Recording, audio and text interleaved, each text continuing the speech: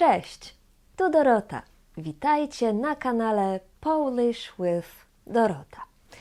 Dzisiaj trochę inna lekcja. Dzisiaj będę mówić o chlebie, o tym, jakie mamy typy pieczywa. Pieczywo to jest chleb, bułki i tak dalej. Po tej lekcji będziecie wiedzieć, jakie są typy pieczywa w Polsce. Może jeśli mieszkacie w Polsce, widzieliście w supermarkecie taki napis pieczywo. Jeśli chcecie kupić chleb w polskim supermarkecie, to szukajcie takiego napisu. Ale czy mieszkacie w Polsce, czy nie, to możecie uczyć się języka polskiego w mojej szkole online. Możecie zapisać się na kurs w każdym momencie. Poznacie nowych, ciekawych ludzi i będziecie uczyć się z fantastycznymi nauczycielkami. Skontaktuj się ze mną i wtedy zorganizujemy bezpłatną konsultację. Ja sprawdzę, jaki jest Twój poziom języka polskiego i wybiorę najlepszą grupę dla Ciebie. Link jest w opisie filmu. Zapraszam Was serdecznie. A teraz zaczynamy lekcję. Wiecie już, co to znaczy pieczywo.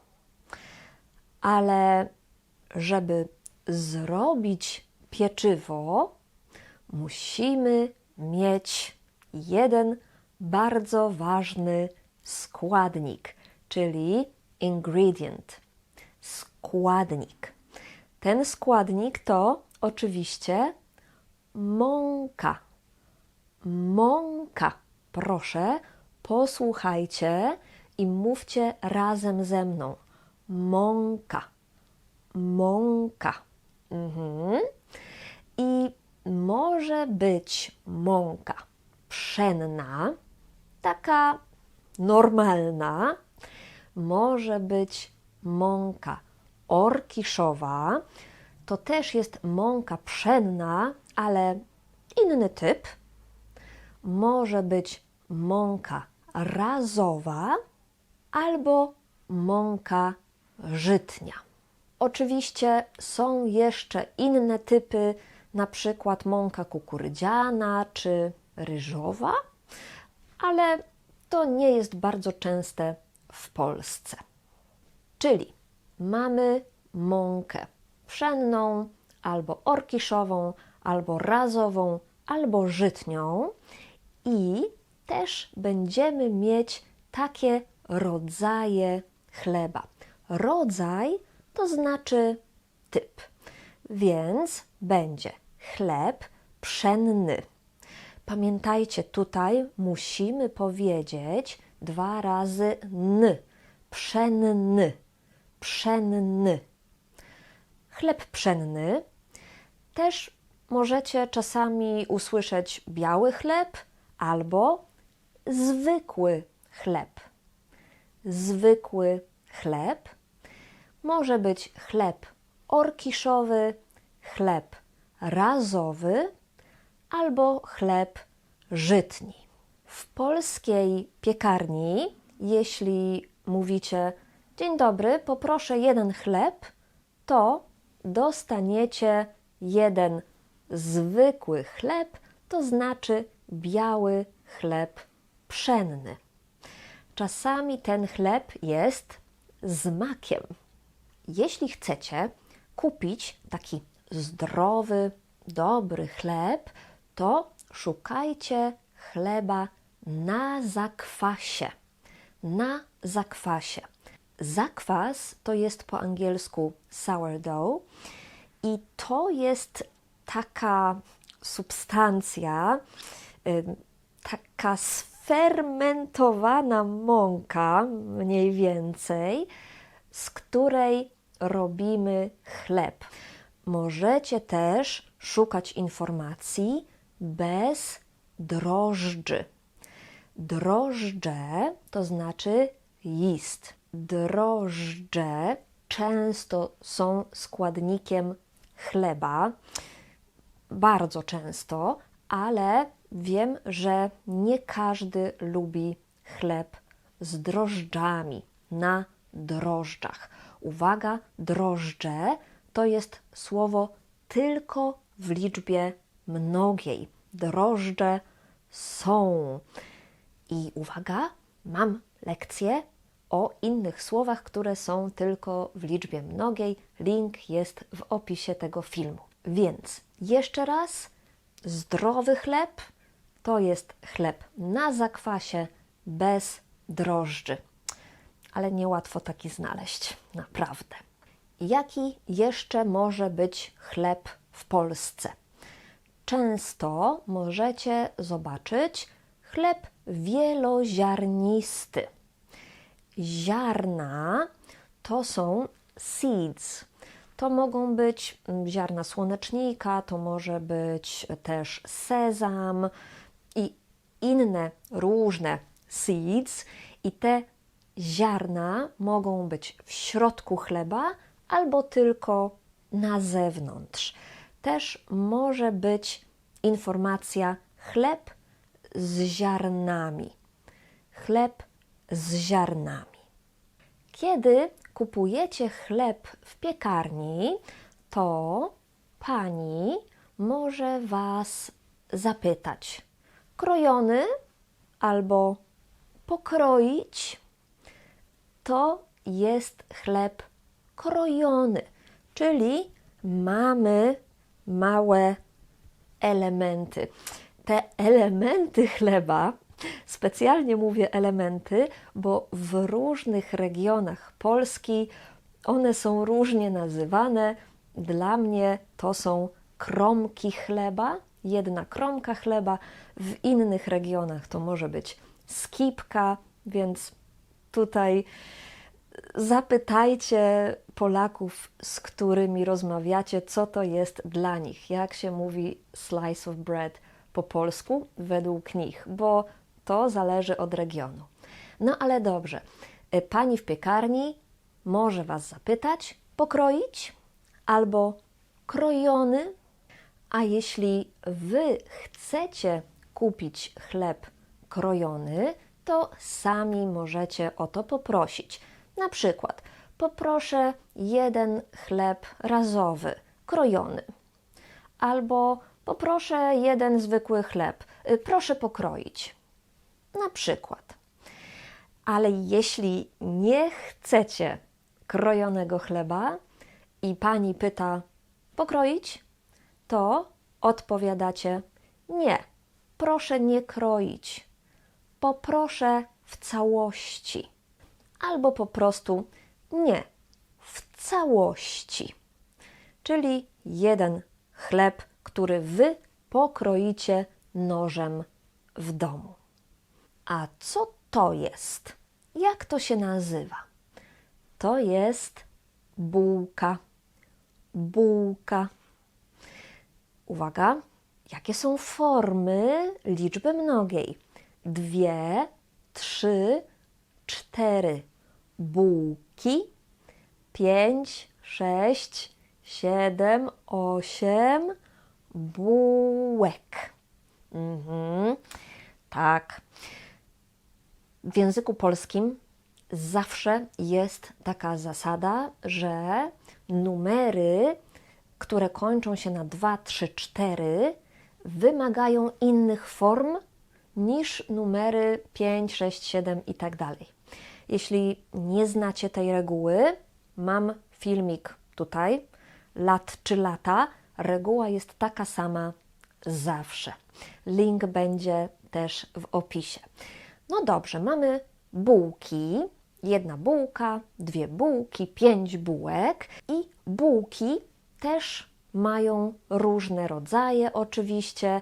Może być bułka pszenna, bułka orkiszowa, bułka razowa, bułka żytnia, tak samo jak chleb. I też oczywiście bułka wieloziarnista albo bułka z ziarnami.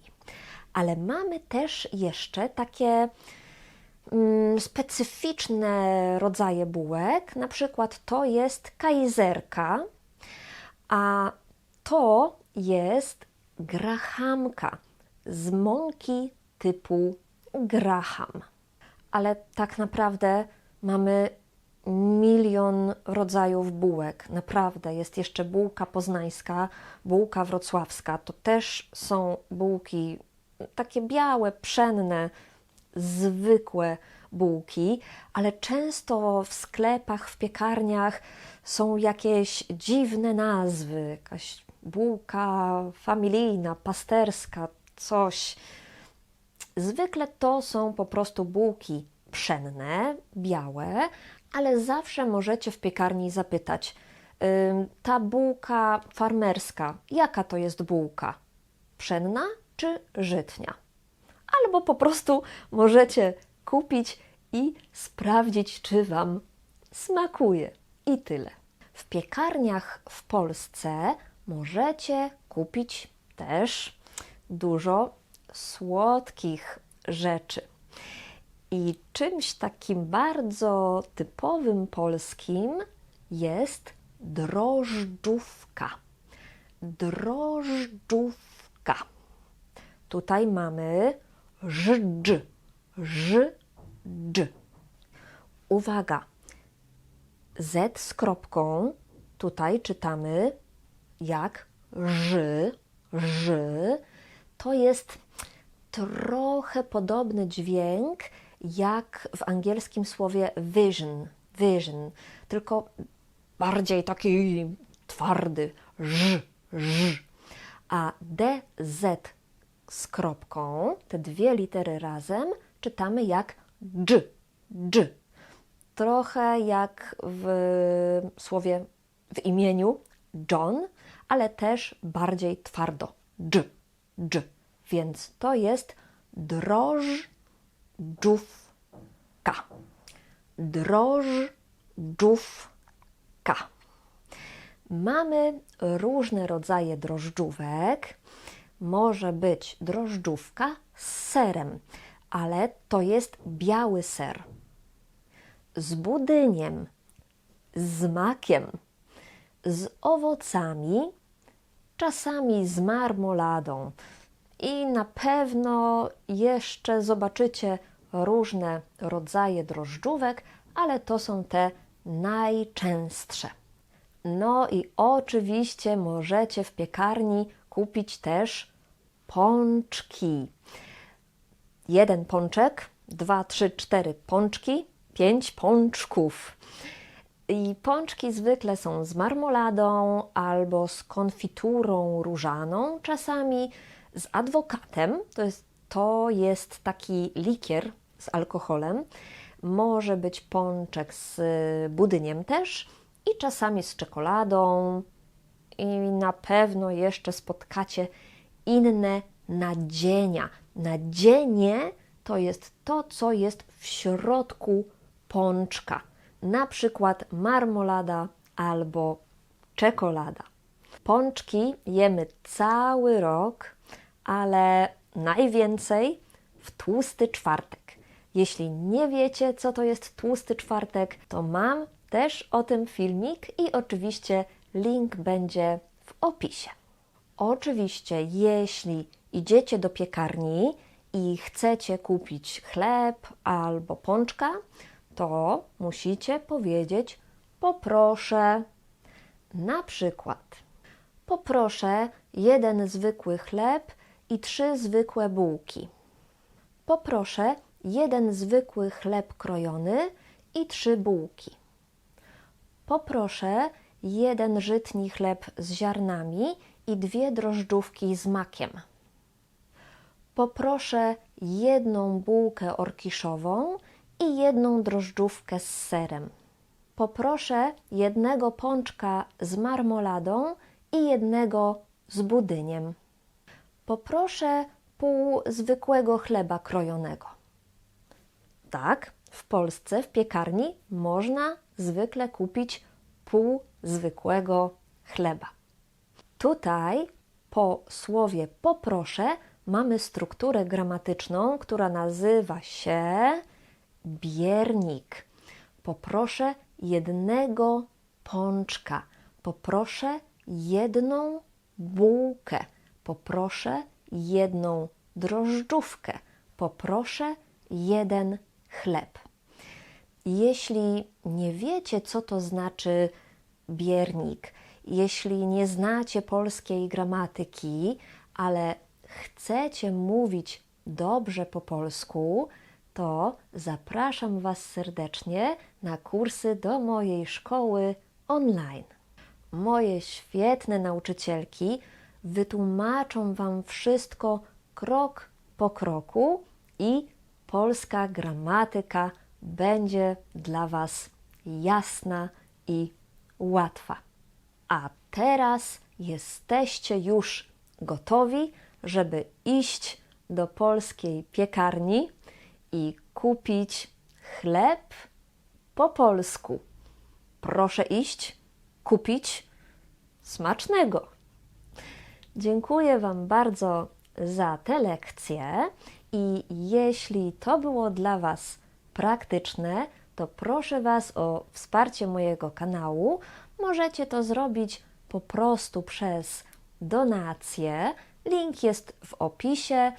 Możecie też oczywiście kupić jeden z moich kursów wideo, bo nie wiem, czy wiecie, ale na mojej stronie znajdziecie kursy wideo z ćwiczeniami. Więc to nie są tylko takie lekcje jak na YouTubie. Tak, tam są filmiki, ale macie też dużo dodatkowych materiałów pisemnych oraz ćwiczenia, żeby to wszystko dobrze zapamiętać.